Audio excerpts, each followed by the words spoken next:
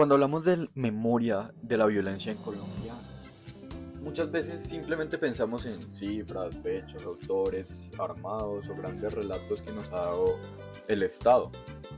También pensamos en ese famoso proceso de paz y pues en la Jurisdicción Especial para la Paz, para que se encarga como de esclarecer esos hechos de violencia y situaciones que pasaron. Pero sin embargo, nuestra postura y nuestra tesis de este grupo es que la memoria de la violencia en Colombia no se puede construir únicamente desde los relatos del gobierno y relatos oficiales o urbanos, porque es que realmente muchas de las experiencias más profundas del conflicto armado ocurrieron en comunidades campesinas cuyos testimonios, prácticas culturales y formas de resistencia han sido históricamente invisibilizados, y eso es una realidad. Por eso, este pequeño documental busca mirar la violencia desde el campo específicamente, desde los caminos cerrados, los ríos contaminados, las tierras despojadas, los cantos de duelo y los paisajes que todavía guardan huellas de ese conflicto armado tan duro que le tocó vivir a nuestra nación. Consideramos que las comunidades campesinas no son simples víctimas pasivas. Ellos son personas que han resistido, han recordado y han reconstruido su historia desde sus propias formas de memoria. Como lo plantea el Centro Nacional de Memoria Histórica en Narrativas de la Guerra a través del paisaje, los paisajes no están vacíos, son escenarios que contienen muchísimas cosas y entre ellas historias, silencios, huellas y sentidos que permiten comprender cómo esta guerra en Colombia transformó la vida de las comunidades. Este texto afirma que los árboles, los ríos, las ruinas, los puentes y los caminos fueron tanto testigos como víctimas de esta violencia, y por eso es importante reflexionar y argumentar para entender de qué forma impactó y de qué manera estos campesinos sufrieron todos esos efectos. Una primera forma de entender esta memoria campesina es a través del territorio. Para muchas comunidades rurales, la tierra no es solamente un recurso económico, es hogar, identidad, sustento, historia familiar y vida comunitaria. Por eso, cuando el conflicto armado produjo desplazamiento, despojo y miedo, no solo quitó propiedades, también rompió vínculos profundos con el lugar. La fuente Paisajes del despojo cotidiano de Ojeda y otros autores permite ver esto con claridad en Montes de María. Ahí se muestra que el despojo no ocurrió únicamente mediante masacres o desplazamiento, sino también a través de prácticas cotidianas, cercas, caminos bloqueados, privatización del agua, expansión de monocultivos y miedo permanente. Los autores explican que en la región hubo más de 200.000 casos de desplazamiento forzado y el despojo de más de 80.000 hectáreas de tierra entre 1997 y 2007. Esto permite defender nuestra postura. Si la memoria se construye solo desde los hechos más visibles de la guerra, se pierde una parte fundamental del daño. La violencia campesina también está en no poder volver a sembrar, en no poder cruzar un camino, en tener miedo de regresar a la parcela o en ver cómo el agua que sostenía la vida comunitaria termina controlada por otros intereses. La novela gráfica Caminos Condenados de Ojeda, Guerra, Aguirre y Díaz refuerza esta idea desde un lenguaje visual. Ahí, el territorio campesino parece atravesado por caminos cerrados, cercas, palma, agua y recuerdos del despojo. Su aporte es importante porque muestra que la memoria no siempre se transmite mejor con un informe escrito. A veces, una imagen, una viñeta o una escena cotidiana permite entender con más fuerza lo que significó perder el territorio. También es importante reconocer que la memoria de la violencia no solo se construye desde el territorio, sino desde las emociones. El dolor, el miedo, la rabia y la esperanza no son solo elementos secundarios, son parte de la forma en que las víctimas recuerdan y exigen ser escuchadas. La fuente sobre Mafapo, las madres de falsos positivos de Soacha y Bogotá, muestra cómo el dolor privado puede convertirse en acción pública. El artículo explica que estas mujeres reclaman verdad, justicia, reparación y garantías de no repetición, y que su lucha busca impedir que los asesinatos de sus hijos sean enterrados en el olvido.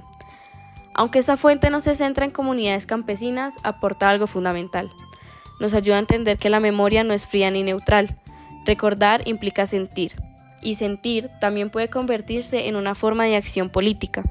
Esto se conecta con las comunidades rurales, porque muchas veces sus testimonios no aparecen en los grandes relatos nacionales, pero permanecen vivos en emociones compartidas, silencios, rituales y formas de resistencia cotidiana. El Centro Nacional de Memoria Histórica también muestra que el reclutamiento de niños, niñas y adolescentes fue una realidad profunda del conflicto armado. Registra más de 17.000 víctimas entre 1958 y 2018, con una fuente de concentración territorial en 188 municipios. Este dato es importante porque recuerda que la violencia rural no afectó únicamente a adultos o líderes comunitarios, también atravesó la infancia, la familia y el futuro de muchas comunidades. Ahora bien, en ese orden de ideas, nuestra postura y tesis no busca decir que solo las comunidades campesinas sufrieron la violencia, pues porque eso es una mentira.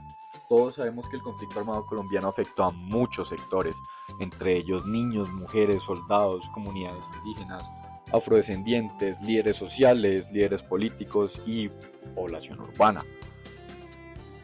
Hay un ejemplo de esto y es que en la fuente de apoyo de Las Delicias al Infierno nos muestran que la experiencia de soldados en el ataque a la base militar de Las Delicias en Putumayo nos permite ver otra dimensión humana de la guerra.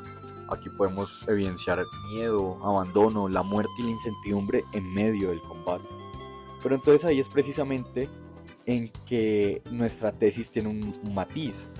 No es simplemente que estemos negando otras memorias, sino que estamos cuestionando cuáles han tenido más visibilidad y cuáles han sido dejadas en segundo plano. Todos sabemos que en Colombia muchas memorias campesinas han quedado reducidas a cifras de desplazamiento o pobreza.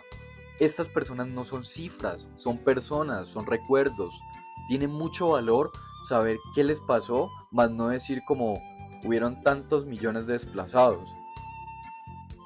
Las personas son más que cifras y es lo que queremos defender. Esa realidad contiene preguntas profundas sobre esa tierra, sobre esa dignidad, sobre el abandono estatal y lo que lleva a reparar esa identidad y lo que lleva a pensar si realmente podemos seguir viendo a nuestros campesinos como cifras de desplazados o reclutados forzadamente. Por eso, para nuestro producto audiovisual decidimos usar imágenes de paisajes, caminos, ríos, ruinas, campos, testimonios y recursos sonoros. Este formato nos permite mostrar que la memoria no está solamente en los libros, también está en los lugares que fueron habitados, abandonados y resignificados por las comunidades.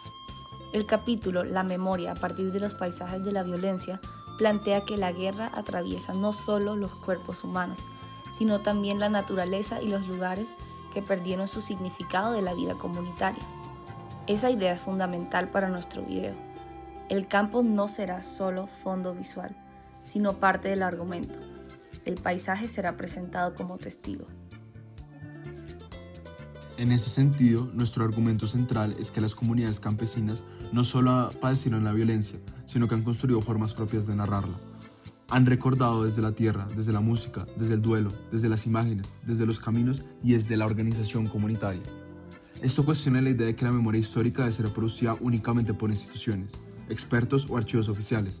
Estos relatos son importantes, pero no suficientes. Una memoria verdaderamente amplia debe escuchar también las voces locales, los saberes rurales y las formas de resistencia que nacen en los territorios. Como reflexión final, este eje de memoria de la violencia en Colombia nos permite comprender que recordar no es quedarse atrapado en el pasado. Recordar es una forma de preguntarnos qué país estamos construyendo y qué historias estamos dejando por fuera. Si ignoramos las memorias campesinas, corremos el riesgo de repetir una historia incompleta. Una historia que habla de la guerra, pero no de quienes perdieron su tierra, que habla de cifras, pero no de vidas, que habla de paz, pero no siempre de reparación. Por eso, nuestra conclusión es que la memoria campesina debe ocupar un lugar central en la forma en cómo Colombia entiende su violencia. No porque sea la única memoria válida, sino porque sin ella no podemos comprender la profundidad del conflicto ni imaginar una no repetición real. Recordar el campo es recordar que la violencia no solo destruyó cuerpos, también transformó territorios, silenció voces y rompió comunidades. Pero también es reconocer que desde esos mismos territorios siguen naciendo formas de resistencia, dignidad y futuro.